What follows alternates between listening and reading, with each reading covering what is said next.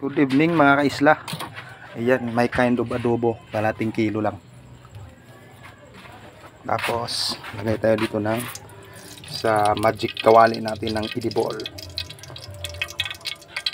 mantika. Hirap kasi mag video mag isa eh. Tapos lagay natin yung ating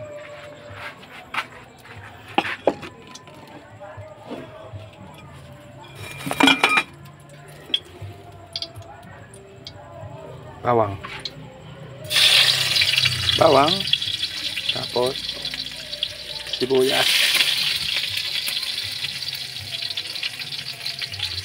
yan.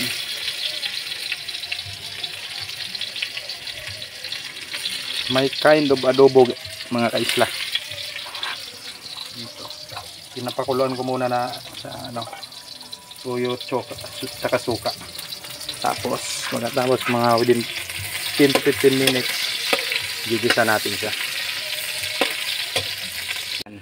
Golden brown na yung natin, lagay natin. Sino?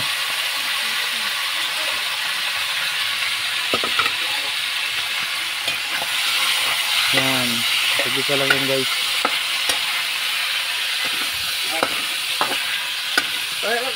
Yan mga kaisla, pag ganyan na yung pinagpakaluan natin ng toyo at saka suka, ilagay natin dun sa pag-isa natin ng adobo ng manok.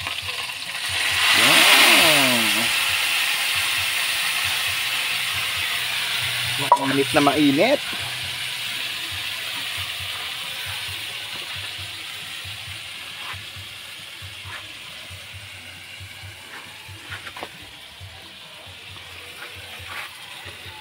Yan lang, ganyan lang kadali mga kaisla ang pagluto ng adobong manok. Para sa akin lang yun ha. Iwan ko sa inyo kung anong step by step nyo pagluto nito. Basta yun sa akin, ganito yun tinuro sa akin. Okay mga kaisla, good evening again and thank you for watching.